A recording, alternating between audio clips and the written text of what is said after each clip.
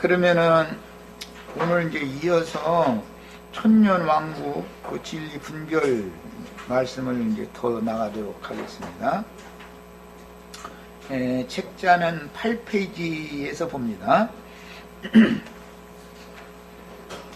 이건 이제 김형제가 올려놨던 이제 글인데, 사도 바울은 이미 육체와 함께 정과 욕심을 십자가에 못 박았지만 여전히 육을 입고 있기에 자아에서 솟구치는 각색 정욕, 죄와 세상 사랑이 요동치는 상태인 것이다. 이것을 영의 생각을 따라 육신의 생각과 몸의 행실을 죽이라고 설교하며 자신이 그 투쟁의 싸움을 부활생명으로 이겨갔다.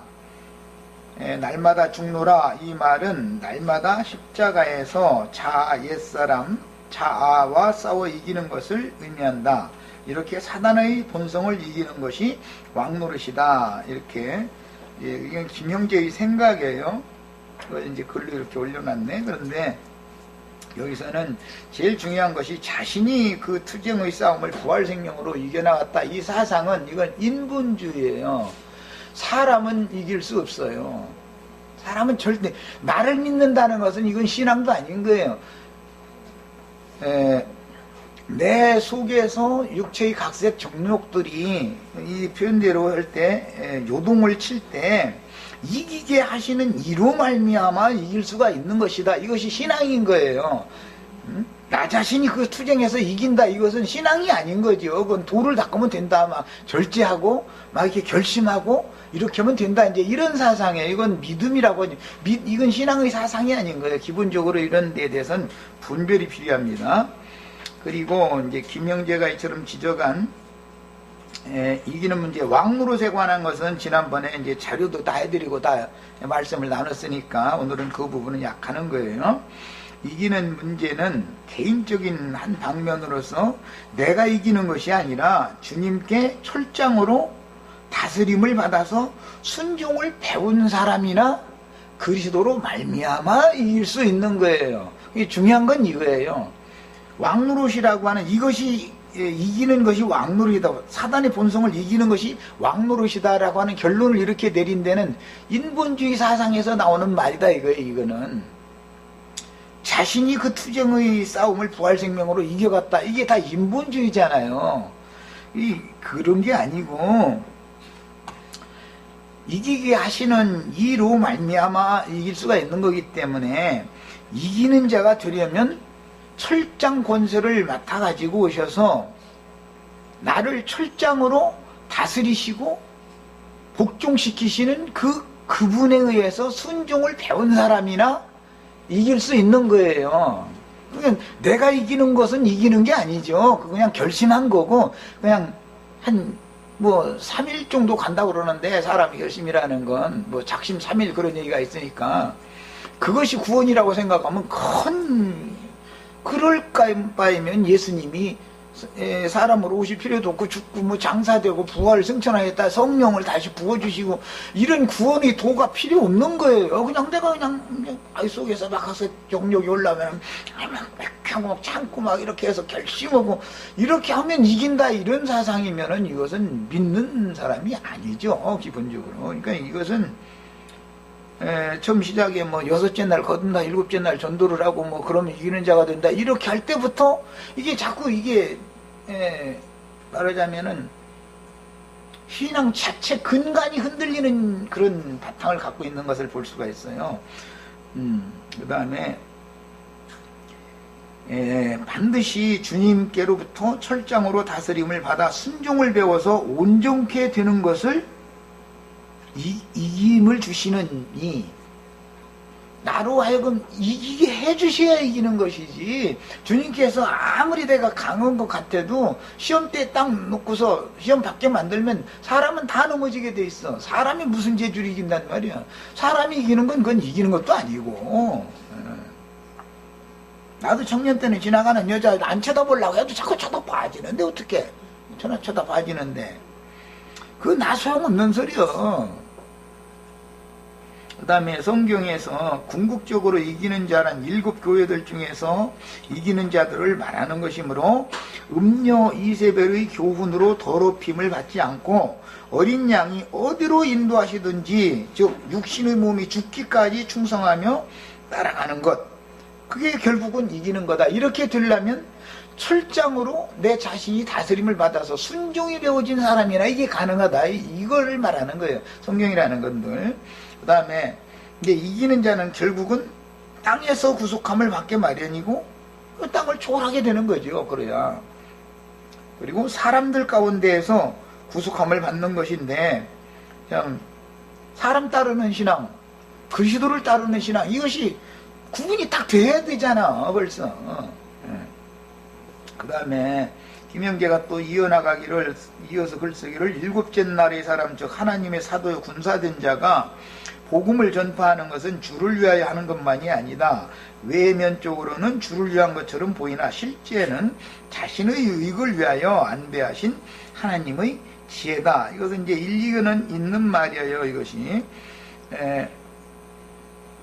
주님의 군사로서 이제 전도를 한다라는 것은, 전도를 해서 사람을 얻어보면은 아무래도 그 영혼에게, 내가 전도를 해서 얻은 영혼에게 관심이 많기 때문에 젖을 자꾸, 왜냐하면 자식을 낳으면 젖이 자연히 나오게 돼 있는 거고, 뭐 생리적으로도 하면 전화라도 한마디 더 하고, 뭐 아무래도 뭐 좀 그 가정사라든지 매사에 좀 관심이 많이 기울여지기 마련이죠. 돌보아지기 마련이니까.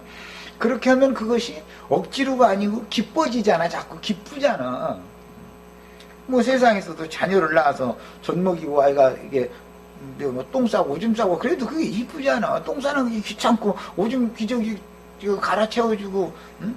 그러는 것이 귀찮다면 어머니가 아니지. 그게 기쁨을 해지게 마련인 거지. 당연한 건데, 이제 그런 것은 아주 이제 일리가 있는 말을 했어요.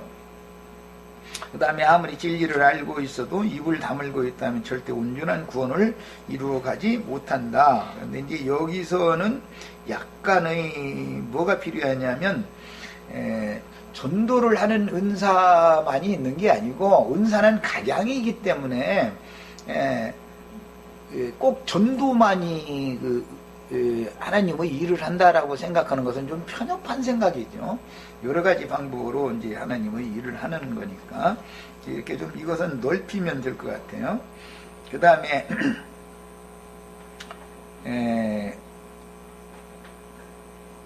자신이 전한 말에 책임을 지기 위해 내면에서 죄와의 싸움에 힘이 생긴다. 이것은 이제 개인 체험이니까 이렇다 저렇다 말할 수 없는 것이고, 이것은 다 동의가 되는 말이네.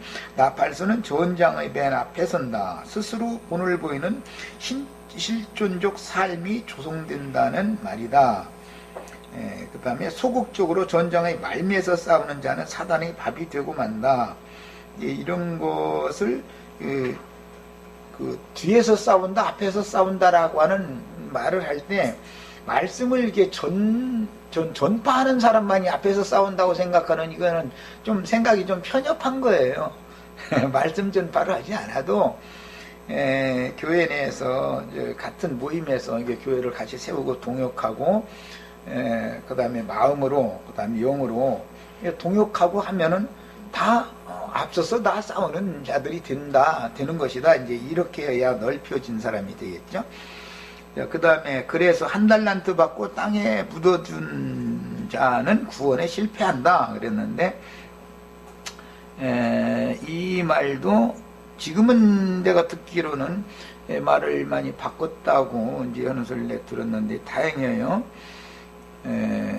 예를 들어서 뭐 이기는 자가 되지 못하면 다 이제 이 책을 쓸 때는 다 불못이다 뭐 이렇게 해놔서 내가 그 이제 하도 그 얘기를 반복해놨길래 정 그렇다면은 수원교회에서는 누구는 이기는 자고 누구는 이기는 자가 못 되는 거냐, 그거 좀 답변 좀 해봐라 했더니 답은 이제 안 다뤄놨더니 그게 자꾸 마음에 걸렸는지 지금은 이기는 자가 아니라도 자기 구원을 가지고 뭐 천국에 들어간다 뭐 이렇게 말을 바꿨다고 그래요. 아주 생각이 많이 넓혀진 거죠. 그래서 지금 이 내용대로 하자면 6째 날 거듭나가지고 7째 날 전도하는 사람 외에는 다 진짜니까 이제 나머지는 다 지옥이다 너 이제. 그런데 이게 그런 게 아니다라고 생각이 좀 이제 바꿔진 것 같아 아마. 자꾸 이렇게 넓혀줘야지요, 사람이. 일곱째 날이라고 하는 것은 모든 일을 마치고 쉬는 날인 것이지 그게 전쟁 날이 아니기 때문에 기본적으로 거듭나는 문제로부터 시작해서 이 신앙의 이 글 내용대로 하자면 여섯째 날 거듭나서 일곱째 날 전도자가 되면 전도자만 이기는 자고 나머지는 다 지옥행이다. 이제 이런 것은 이건 너무 진리와 맞지 않는 말이죠. 여섯째 날 거듭나는 게 아니고 셋째 날 거듭나고 거듭난 사람들이 이제 빛의 아들들이기 때문에 빛을 반사하는 해, 달, 별들로 넷째 날 이제 세상의 빛으로 나타나는 것이고, 그 다음에 다섯째 날은 바다 생물들, 그 다음에 여섯째 날은 땅의 짐승들과 최후로 사람, 이제 이게 창조한 내용인데 이것은 세상 사람들에게 다섯째 날 전도한다라는 말로 적용을 할 수가 있지만 세상에서 내 자신이 먼저 나오는 거죠, 사실은. 기본적으로. 그리고 계시록에서는 바다 짐승을 이기는 것이죠. 바다에서 올라온 짐승을. 그리고 여섯째 날 마지막 날은 사람만 창조한 것이 아니라 먼저 짐승, 각색 짐승들을 창조했으니까 그건 이제 땅의 짐승이다 그랬는데 땅의 짐승을 이기는 거죠. 그러니까 이것은 짐승 인간들에게서 구속함을 받는 것은 여섯째 날이다. 세상 사람들에게서 구속함을 받는 것은 다섯째 날이다라는 걸 알 수가 있고, 이 날 동안은 자라야 벗어날 수가 있는 거니까 생명이 강해야 그런 자람과도 당연히 관계가 된다라는 걸 알 수가 있어요. 그리고 여섯째 날 거듭난다고 본 것은 이것은 믿음, 셋째 날 믿음으로 구속받고 거듭났지만 믿음으로 된 거지만 홍해바다를 셋째 날 건넜어도 여섯째 날이 되면 요단강이라고 하는 걸 또 건너니까 이것은 이제 할례를 받는 것으로 적용을 하니까 믿음의 과정과 할례라고 하는 것에 대한 이해가 좀 부족했던 것 같아요, 내가 보기에는. 그 다음에 이어지기를 김영재의 글에 밖에서 진리를 전해본 적이 있는가, 잘 되던가, 진리가 속에서 연결되어 입에서 술술 나오던가, 아니면 잘 아는 것 같았는데 막히던가, 그래서 전해보아야 내면에서 구슬이 꿰어지듯이 정리가 된다. 이것은 사실이에요. 우리 시체들도 사람들에게 뭔가 만나서 진리를 자꾸 증거를 하다 보면은 본인이 더 밝아지고, 진리 증거가 끝나서 집에 가서 이렇게 기도도 하고 그럴 때 보면, 아, 그때 이 말을 이렇게 했으면 더 좋았는데 내가 거기서는 너무 부족하게 전했구나, 이제 이런 걸 나중에 깨닫게 되고, 그게 자꾸 이제 진부하는 것이죠, 믿음이. 그 다음에 전하면서 한편으로는 그 전한 말씀으로 자체화시켜 나가야 실제가 된다. 여자와, 이것은 이제 자체화라고 표현을 했지만 아마 믿음으로 화합한다, 자신에게, 이제 그런 말일 거예요. 여자와 어미의 차이점에 대하여는 너무 상식이 아닌가. 전혀 다른 존재가 된다. 이것도 이제 맞는 말이죠. 여자와 어머니는 다르죠. 그 다음에 복음으로 낳아진 자식이 있다면 이를 양육하기 위해 목숨을 바쳐 희생적 삶을 살아간다. 이것은 전도를 해보시면 다 이게 경험상 관심이 자연히 가게 돼 있어, 그거는 뭐. 그래서 언제쯤이면 젖을 물려야 되는 것도 알고, 언제쯤 똥 쌌을 거라는 것도 알고, 벌써 애기 우는 소리 나면은 이게 지금 대소변을 봐서 불편해서 우는 소리인지, 배고파서 우는 소리인지, 잠투정 얻느라고 우는 소리인지를 엄마는 그냥 금방 알죠. 당연하죠, 그거는. 졸려서 나 칭얼대는 놈 보고 기저귀만 계속 새 걸로 갈아준다 해서 울음을 그치는 게 아니죠. 잠투정할 때는 전 물려가지고 재우면 자연히 잠이 되는 일이지. 이건 이제 자식을 낳아서 길러보면 뭐 다 자연히 알죠. 이런 말들은 다 동감이 되는 말이네요. 그러므로 복음 전파와 내면의 싸움은 구원을 이루는 싸움감과도 같다. 그러고 보면 너희는 나의 멸관이라는 말이 얼마나 타당한지를 깨닫게 된다. 이것도 본인이 전도를 해서 이렇게 길러보면 나의 자식은 나의 멸관인 것처럼 같은 이치죠. 이것도 이제 공감이 되는 얘기예요. 자, 중요한 건 이제 전도이나 발을 부는 은사를 행하는 자들만 이기는 자라고 생각하는 이 생각이 편협하다라는 것이 이제 문제예요. 전도는 잘하지 못해도 다른 은사로 얼마든지 교회에서는 성도를 서로 연락하고 상합하고 해서 건축하고 세워줄 수가 있는 것이죠. 나는 가끔 그런 얘기 하지만 사실은 앞서서 전도하는 은사가 큰 은사라고 하지 않았고 주님께서는 섬기는 자가 더 큰 자다 이렇게 분명하게 말씀하셨으니까 전도만이 섬기는 건 아니죠. 섬긴다라는 건 개념이 좀 넓혀야 되는 거죠. 그 다음에 섬기는 은사를 행하지만 말씀을 증거하고 전도하는 은사가 없는 경우도 있죠. 그 다음에 중요한 것은 선생된 자들의 형벌이 더 크다라는 말씀도 있다라는 거. 이런 것도 포괄적으로. 그래서 가르치는 자는 무조건 이기는 자다라고 생각하는 이 생각은 좀, 우리는 이제 이런 생각을 다 버리셔야 돼. 이건 너무 편협한 생각이에요. 가르치는 자라 할지라도 이기는 자로 그리스도 심판대에서는 이기는 자로 판단받지 못할 가능성이 더 많다.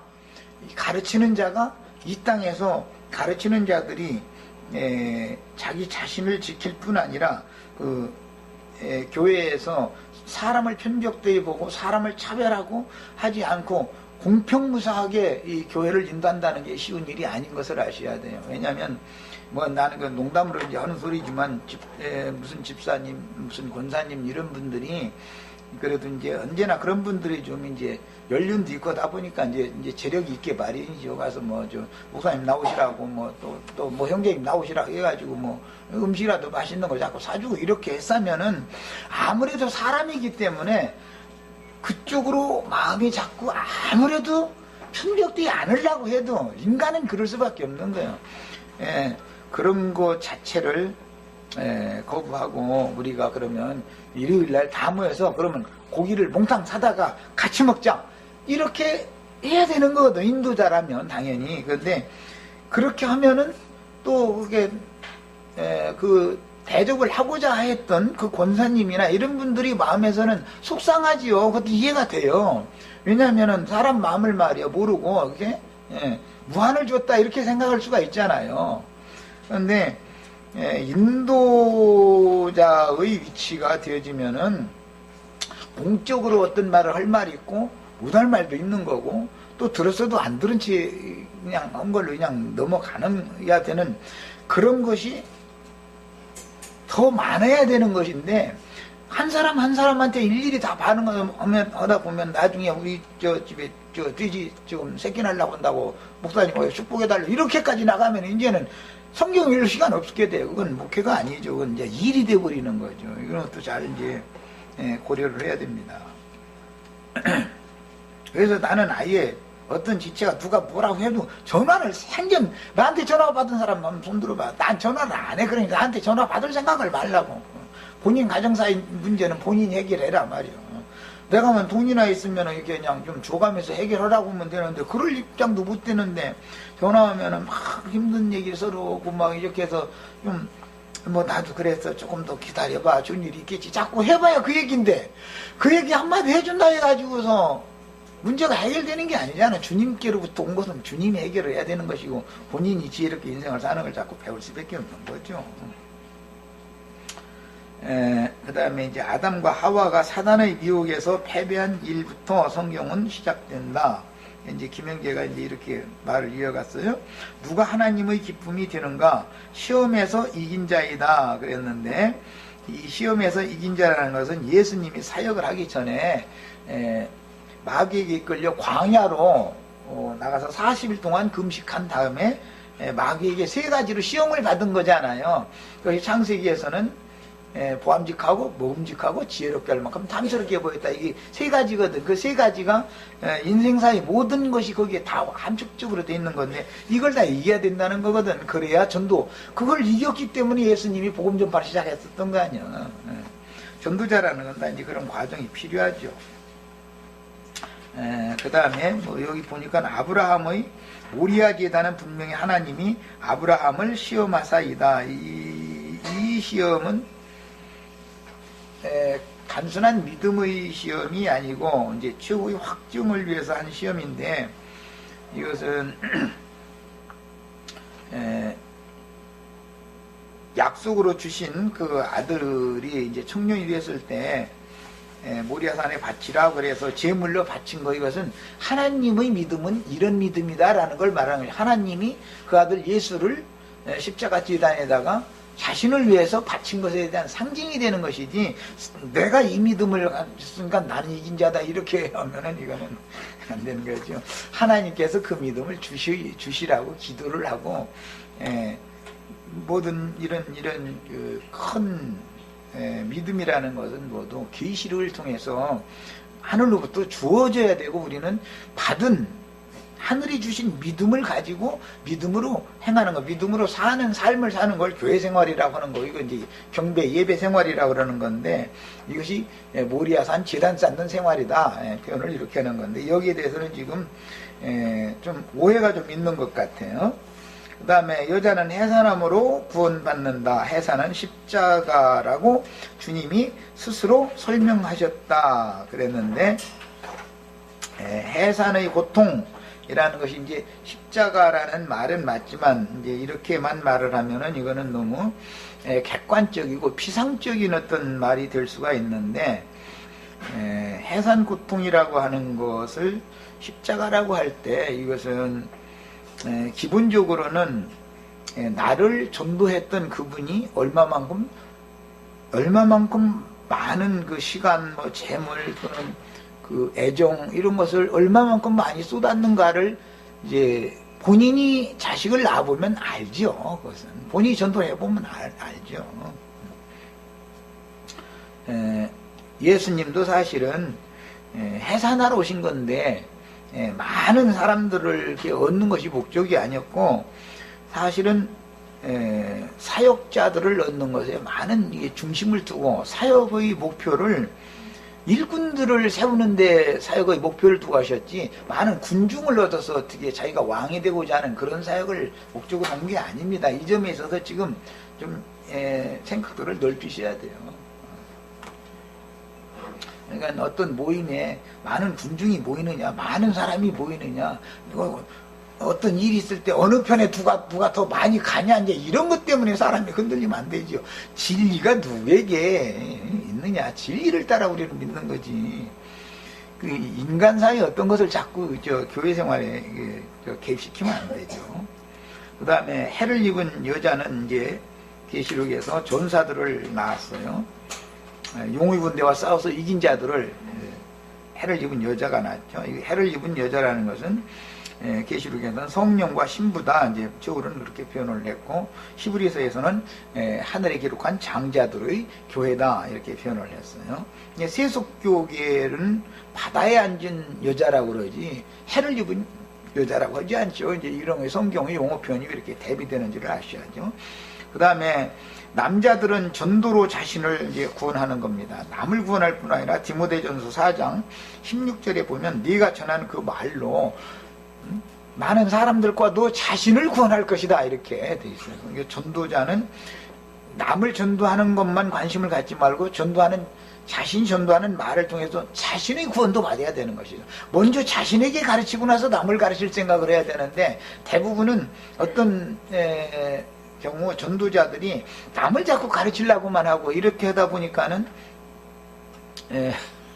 최근에 많이 이제 느끼셨을 거야 아마. 근데 이게 우발에도 없이 그냥 상하 사방 무슨 천지 하늘과 땅이라는 것이 구분이 있는 것이고, 사방이 방향이라는 구분이 있는 건데, 그냥 땅이 하늘 되려고 그러고 그냥 막 동쪽에서 해가 떠 서쪽으로 지어야 되는데 그냥 뭐 남쪽에서 그냥 해서 막 해가 떠 올라가지고 뭐 그냥 북쪽으로 지려고 그러고, 이런 식으로 세상에서도 이렇게 중구난방으로 인생을 살았면 그건 혼잡한 사람이죠.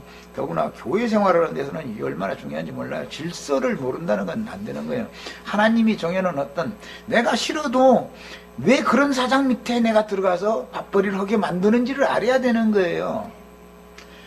더 좋은 사장, 인심 좋은 사장, 월급도 많이 주고 일도 덜 시키고 하는 사장한테 가서 밥벌이를 해서 살게 만들어 주시면 더 좋잖아. 그런데 그런 일거리를 찾으려고 하니까 난 사람들이 다 찾아오고서 난 들어갈 틈이 없어. 예. 그리고 나는 밀리다 보니까는 아주 다른 사람은 그 사장하고 일을 안 하려고 하는 그 사장 밑에 가서 그냥 아야토이도 못하고 이렇게 목공물 보도촌이랑 일하고 할 수 없이 월급날 가려고 마누라 눈이 새카면 그 자식 새끼들 생각을 눈이 삼삼하니까 사표 써서 넣고 다니다가 여기 주머니에다 넣었다 냈다 이렇게 말하고 사실 던지지는 못하는 거거든. 그게 이런 게 다 하나님의 안 된 것이다 라는 것을 우리 받아들여야죠. 이 순종을 가르침 받는 게 너무나 중요한 거예요. 그런데 이것을 거슬려서 아니 땅이 하늘을 지배하려고 그런다 해서 하늘이 지배 당할 것도 아닌 거고, 해를 서쪽에서 뜨게 하려고 한다 해서 인간의 힘으로 서쪽에 해가 뜨게 될 수도 있는 것이 아닌 거예요. 뭔가 하나님이 정한 질서라는 게 있는 것이다 이 말이에요. 질서에 순응하는 걸 배워야 되는데 그냥 막 행해버리려고 그러면 안 되는 거죠. 이것은 인생의 삶에서도 그러고 교회에서는 이 교회 생활의 엄미함이라는 걸 반드시 배워야 돼. 교회 통치라는 건 세상 나라처럼 뭐 민주주의식으로 다수가결로 결정하고 그러는 게 아닌 거예요. 그 다음에 구약과 신약 전체가 이기는 자를 만들고자 하시는 하나님의 농사법과 그 의지를 담고 있다. 이것은 김영재가 아주 하나님의 뜻이라는 것은 무조건 다 이기는 자에게만 있다라고 하는 이런 기본 이 바탕이 아주 이게 철두철미한 것 같아. 이런 줄 몰랐는데 하나님의 뜻은 물론 이기는 자도 하나님의 뜻 안에 한 항목에 들어가죠. 그렇지만 제일 중요한 것은 먼저는 피로 사신 많은 백성들을 얻으시는 것이고, 그 백성들 중에서 이기는 자들을 얻어서 또 사역자로 쓰시는 것이고, 하나님의 경륜이라는 것은 궁극적으로는 하나님의 뜻에 맞춰져 있는 것이지 이기는 자의 모든 것이 맞춰져 있다고 판단하면 이것은 너무 편협한 생각이죠. 그러다 보니까 이제 이기는 자가 아니면 다 이제 불못이다, 이제 결론을 거기까지 이제 이거는 너무 생각이 이제 편협한 거예요. 자, 그 다음에 이제 두 번째 항목, 첫 번째 항목 이제 끝났고, 두 번째 항목의 질문 내용에 천년왕국에 대한 의구심이라는 큰 주제의 제목으로 천년에 대한 이해가 부족하다. 이제 나보고 하는 말이죠. 이거 참, 이런 걸 내가 얘기를 하면 꼭 다투는 인상을 받을까봐 좀, 말되기가 좀 그런데, 그야말로 김영재는 천년에 대한 이해가 너무 부족했어요. 천이라는 말과 천년이라는 말은 다른 거예요. 천천만만 하면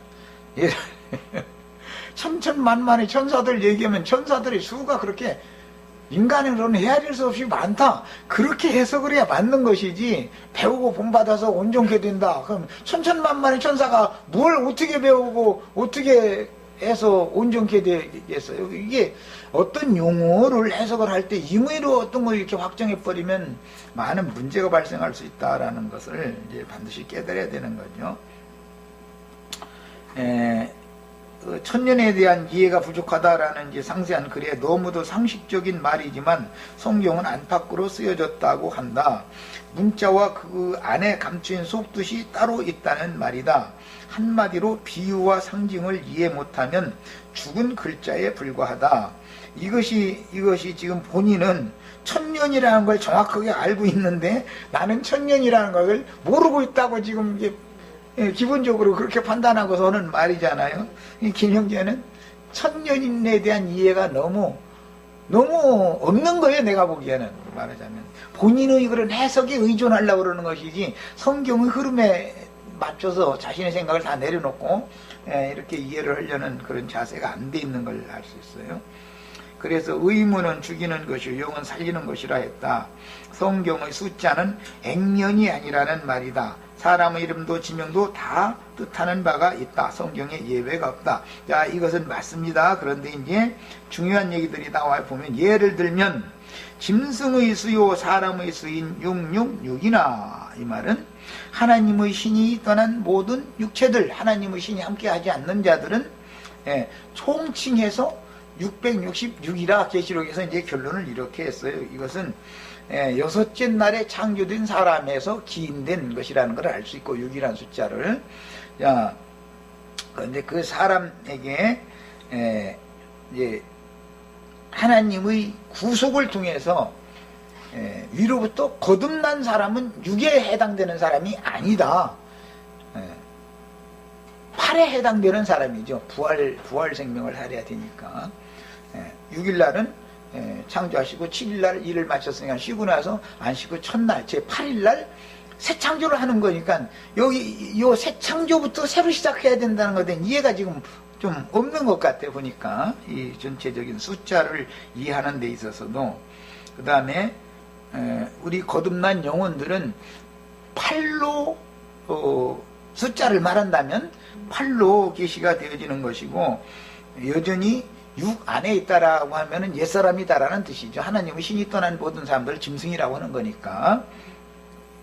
그 계시록에서는 이게 짐승의 수, 사람의 수 그랬으니까 짐승 인간의 수를 말할 때 6이잖아요. 그러니까 다른 해석을 필요할 것이 없다. 해석할 필요가 없이 성경에 6이라는 것은 짐승의 수요 사람의 수라고 되어 있으니까 그대로 우리는 믿으면 되는 것이지, 여기에다가 무슨 얘기를 우리가 인간이 덧붙일 필요가 없잖아요. 성경 자체적으로 해석한 것을 안 믿고 자기 해석을 자꾸 주장하려고 그러면 안 맞는 거거든, 그게. 그 다음에 이제 새 예루살렘 성곽의 크기가 144규빗이라고 한 것은 12 사도와 12 지파를 지성했을 때, 곱했을 때 144가 나온 거예요. 이것은 이미 설명을 했으니까 오늘은 약합니다. 그 다음에 모세의 나이 40세, 이것은 애굽의 왕궁에서 자라던 기간이니까 이것은 첫 번째 세상에서 시험을 당해봤어야 하나님이 쓰실 수 있다라는 것을 의미할 때는 40이라는 연수로, 세상의 시험을 당하는 기간은 40이라는 연수로 성경이 암시해놓고 있다라고 해석을 누구나 다 할 수 있는 거죠. 누구나 수용될 수 있는 해석을 해야 되는 거니까. 그 다음에 광야에서 또 40년을 지나서 이제 이것은 종교적으로 시험을 당하는 것이에요. 장인한테 이제 제사장 하는 법을 배워가면서 40년을 더 하다 보니까는 80이 됐는데, 80세 때 드디어 그는 천연적인 사람의 생명이 완전히 이제 소멸되어지고 끝나서 난 아무것도 할 수 없다. 그때 고백을 하잖아요. 그때 주님은 이제 내가 너를 쓴다 그랬으니까 그건 새 출발을 시키는 거다. 그래가지고 죽은 나이는 120이라는 숫자 때 죽었다. 이거 40년. 그러나 인생이 120에 이르는 사람일지라도 여전히 시험기간은 계속 3단계 계속 시험기간을, 이 육신을 입고 있는 동안은 계속 시험 아래 있었다라고 해석이 누구나 다 가능한 거죠. 이것은 이렇게 해석을 해야 맞는 거예요. 그 다음에 주님의 사역 33년 반, 이것도 여기 뭐 해석은 안 해놓고 이렇게만 해놨지만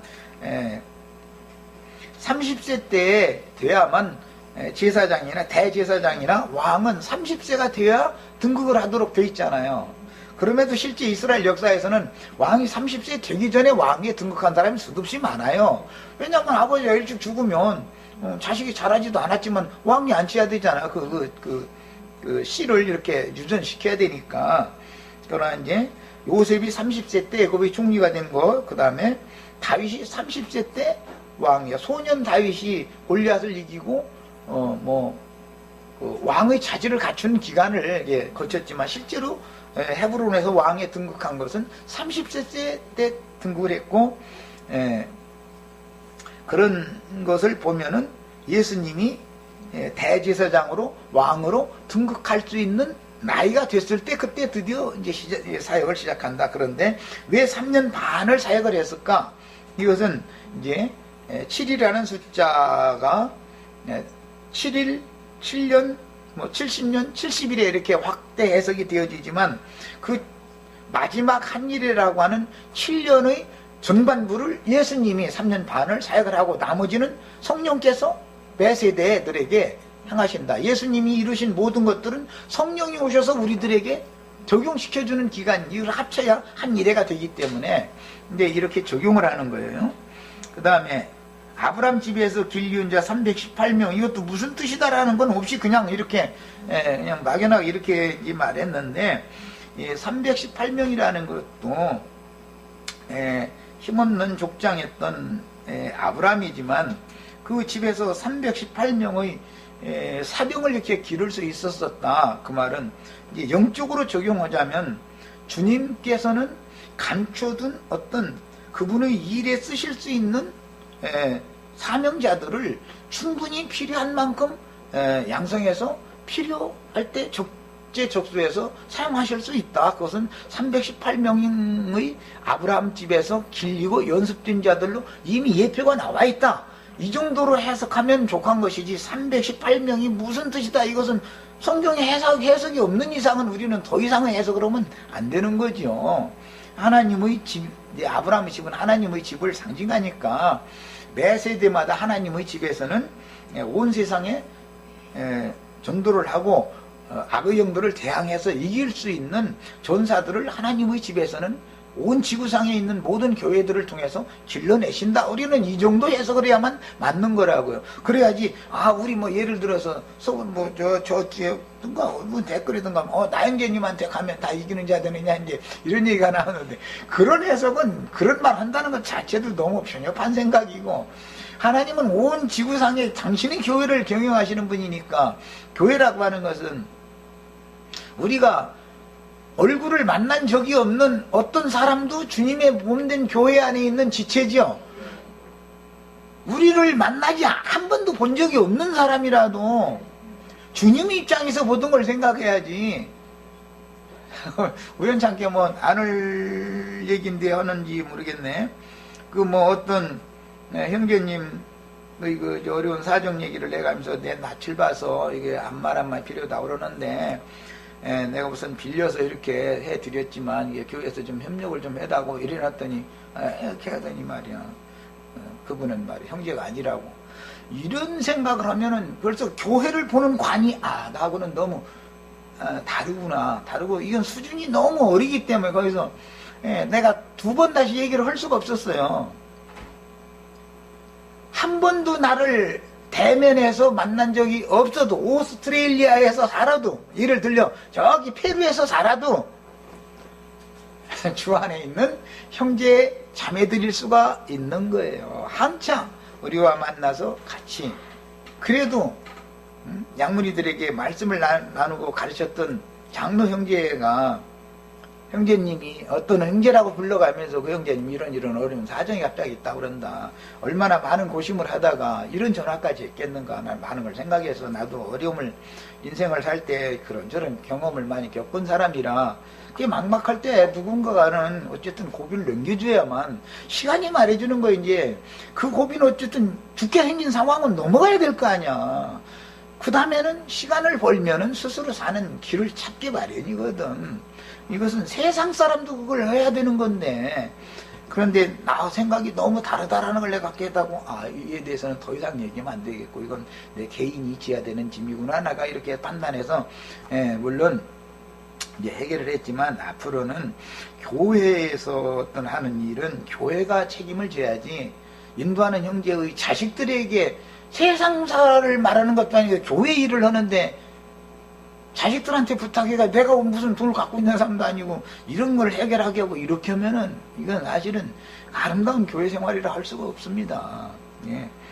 이런 것들도 다 해서 넓히셔야 돼요. 어쨌든 최선을 다해서 모아보고 정 안 되면은 사실은 이거밖에 안 됐습니다. 그러면 나머지는 내가 어떻게 해서 뭐 누구한테 빌리든 어떻게 해서 하든 이런 방식으로 해야만 맞는 거지. 예. 뭐 이제 그런 일은 그게 많이 잘못된 거예요. 교회관이 나하고 너무 달랐던 거예요. 내가 보는 교회관과, 그리고 그 사람은 형제다 아니다 이걸 사람이 함부로 판단하면 큰일 나는 거죠. 어떻게 알아? 자기에게 잘해주면 형제고, 인간적으로 자기에게 인간적으로 잘 안 해주면 그런 것 같으면 형제가 아니고, 만약에 이런 편협한 생각이라면 이건 큰일 나는 거죠.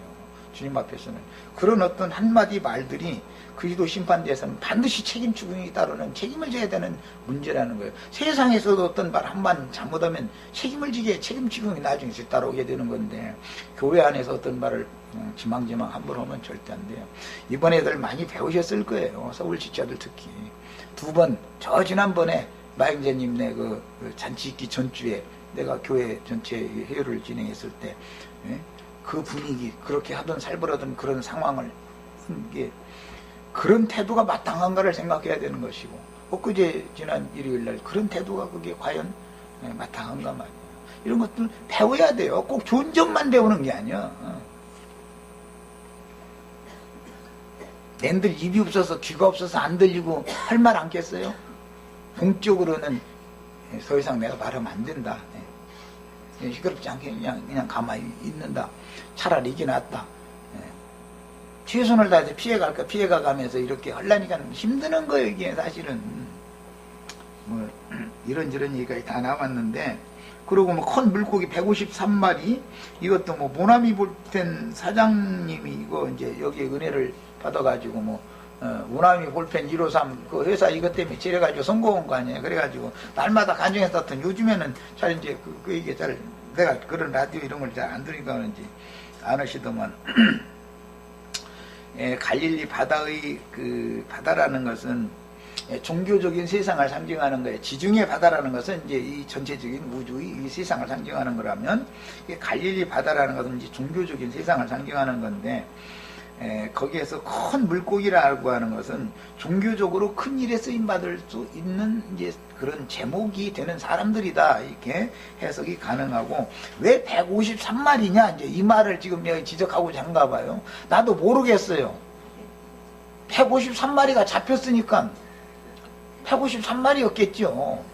뭐 밤이 맞도록 그물을 내렸는데 안 잡히더니 뭐 날 셀 무렵에 주님께서 그 배 오른편에 그물 내려봐 그랬더니 153마리 그걸 몰아놨다가 주님께서 153마리 몽땅 들어올리게 해주셨겠지. 그러니까 그냥 153마리를 잡았겠죠. 아무래도 여기서는 이제 이해를 이제 하자면, 배경을 이해하자면, 사람의 노력으로는 아무리 밤이 맞도록 수고를 해도 한 마리도 잡을 수 없지만 주님의 지시를 따르고 주님 앞에 순종하면은 주님께서 예비해 놓은 그런 큰 물고기도 이만한 많은 풍부하게 필요한 만큼은 다 걷어 올릴 수 있도록 해주신다. 그러니까 전도라는 것을 사람이 내가 가서 전도한다고 되는 게 아니고, 주님께서 전도가 되어질 사람들을 다 몰아주시고 모아주시고 하면 우리는 그냥 거두어 올리기만 하면 된다. 이제 이 정도로 해석을 하면 되는 것이지, 여기에 무슨 다른 어떤 해석을 더 한다는 게 난 잘 모르겠어요.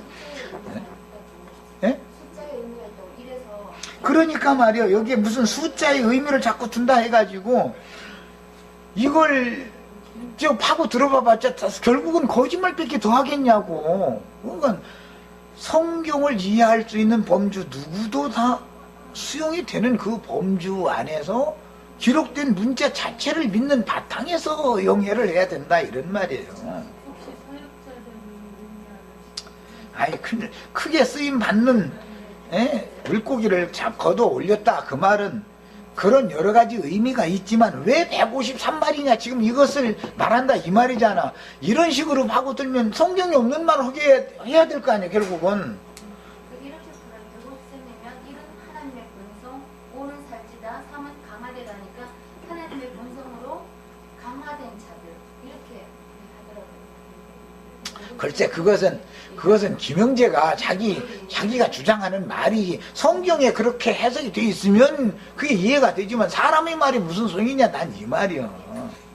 성경에 없는 것을 지어내면 되겠냐 이 말이야. 아니야, 헬라 뜻도 그런 것도 아니고, 천이라는 것도 배우고 본받아서 천년이라는 것도 배우고 본받아서 어떻게 된다. 이게 임의로 그렇게 막 해부리는 거야. 그러면은 헬라어 히브리어 어쩌고 했으니까 그냥 진짜 그런 있나 싶어가지고. 근데 그런 뜻이 있는 게 아니요. 그게 그런 말이 어디가 있어. 천년이면 횟수를 말하는 건데 당연하게. 사람의 말로 자꾸 여기도 이런 모든 것에 성경의 자체의 해석 외의 것을 사람의 말로 더하면 믿으면 안 된다. 난 지금 이걸 구분시킨 거예요. 여기다 뭐 그 방금 극적인 순간에 지지자들이 할 일이 없어서 고기를 세워보았겠는가 그랬는데, 베드로가 한 마리, 두 마리, 세 마리 이렇게 셌다는 말은 없어요. 걷어 올리기만 했는데 즉시 153마리라고 알고 있었어요. 성경에서는 그거 이제 하나 둘 셋 넷 막 적혀가면서 막 생선 적혀가면서 막 셋자 둘자 해봤다 이런 구절은 없잖아요. 그러니까 이런 어떤 이상한 생각 쪽으로 끌어갈 수 있는 이런 질문, 이게 퀘션을 이렇게 달아놓은 것도 문제가 되는 거예요. 쓸데없는 일에 관심을 가질 필요가 없어요. 주님께서는 대표성을 갖는 말이니까 꼭 영예를 한다면 교회 시대 전 기간 동안 사도들을 나가서 파송해서 전도를 시키면 주님이 쓰실 큰 일을, 주님의 일에 크게 쓰임받을 사람을 얼마든지 필요한 만큼은 낚아 올릴 수 있게 하신다. 이렇게 이 정도를 해석하고 마쳐야 되는 거라고. 더 해석하면은 사람이 말이 돼버리잖아. 자, 여기까지 하고 쉬겠습니다. 잠깐 쉬었다 가겠습니다.